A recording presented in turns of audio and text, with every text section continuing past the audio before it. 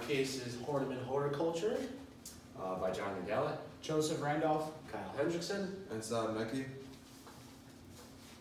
Alright, so this is the overview of our presentation. First of all, we're going to go through a summary, just to let you guys know what's going on and what we're talking about. Then we're going to go through the company financial growth. We're going to take a look at their past and see what that indicates about their future, and hopefully we can see some trends.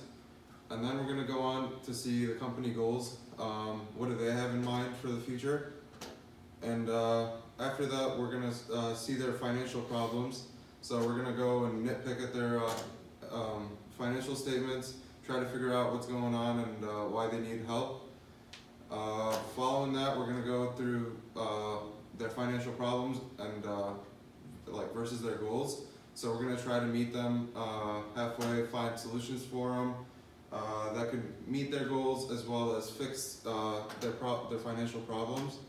And then they can decide where to go from there.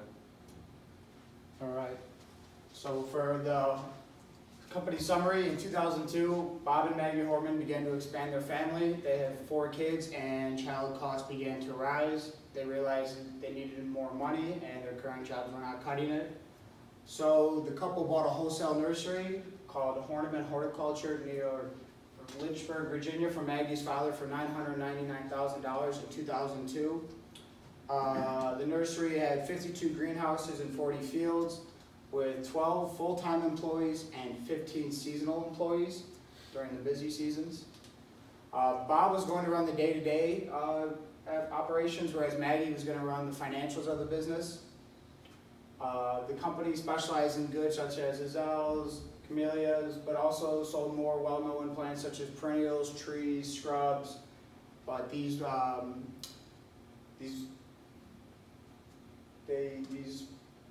took 2 to 5 years to mature. The nursery profit margins have increased from 4.1% in 2013 to 5.8% in 2005. However, one day Maggie realized that the cash balance was below $10,000, and that was not close to the 8% of the annual sales that was required. Bob expected the growth rate to be 30% in 2006 and to be the best year yet. Bob and Maggie were looking to purchase a 12-acre parcel of farmland to expand the business and to continue to grow their cash funds.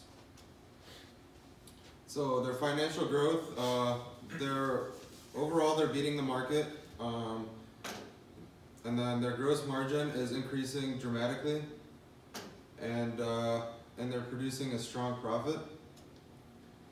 So revenue growth is the only one that's they're below by 1.8% throughout industry average, but we can still see that they're growing, which is a good thing, and then hopefully soon they'll be able to beat it. Their gross margin's also going up, and it's consistently going up. Operating margin is going up, and net profit margin is also going up. It went down the first year, but after that it picked up again, and it almost doubled. Then we'll look at their financial problems, and we can see that their cash is plummeting drastically. So it went from 120 down to 105, and then it went down to 66, and then down to 9, which is a huge jump. And you can see that they're taking more and more out. And then their accounts receivable is going up.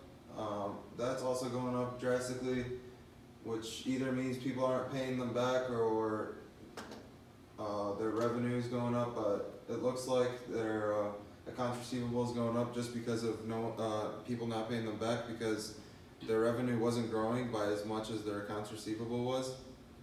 And then we look at their inventory. You can see that generally it's pretty high for their business and their industry, but it's also going up. So there's no need for their inventory to go up when they're fine, when they're already high and they don't need it.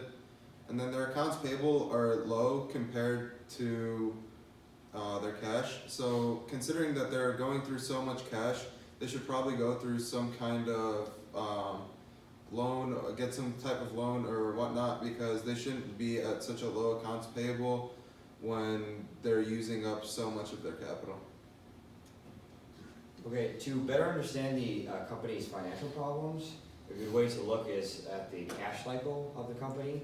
So by analyzing the cash cycle, this is done by taking operating cycle minus the accounts payable period.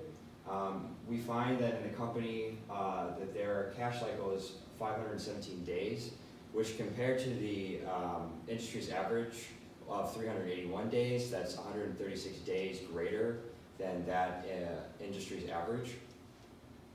So, and as you can see here with their cash, again, it's declining at a rapid rate. In 2005, we got 9.4, which is relatively close to zero.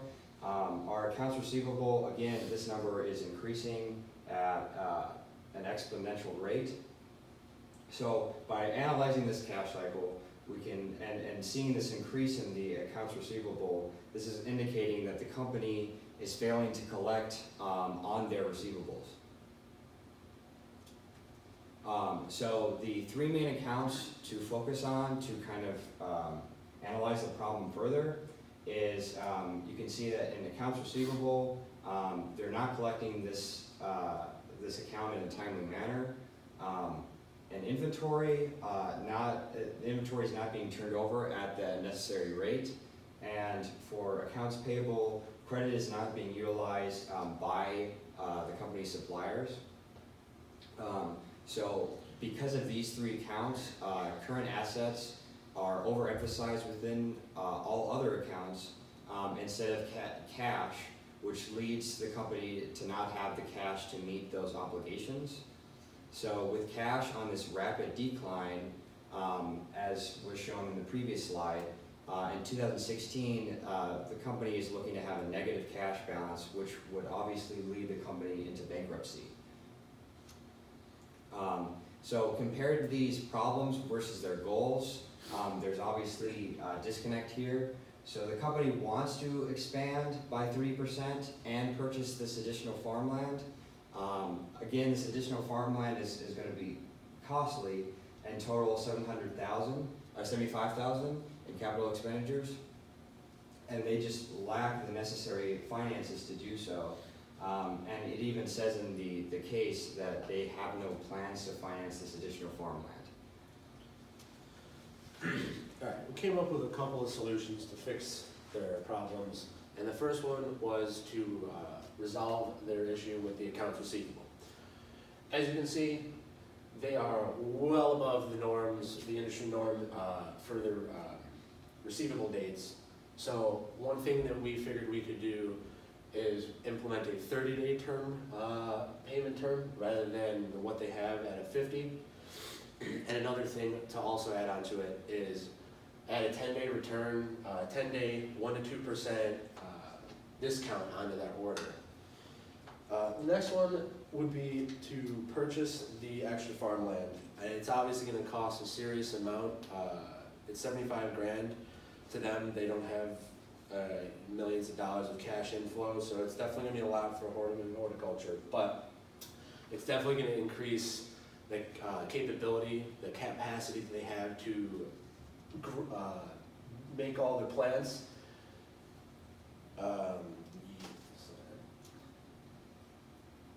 If another one is going to be possibly delay the purchase on the farmland, what they're going to have to do is talk to the owner of the land and see if they're willing to sell them it at a later date and just hold off on the sale. And another one would be to expand the business. There's a couple ways they could do this.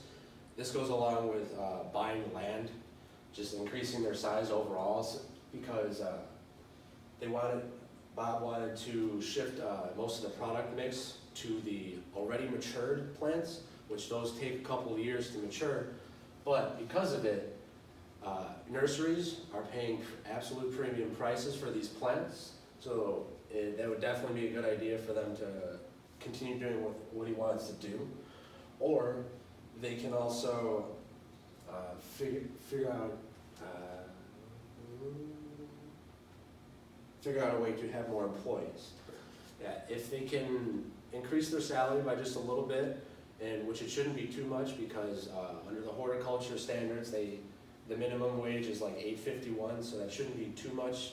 They can add a couple more people. They can definitely, and as well as get the land, they can add in a lot more space to get those plants made, so that they can definitely have a much larger increase in the increase in their sales, because the new plot of land is about 12 acres of land, and they currently only own 40.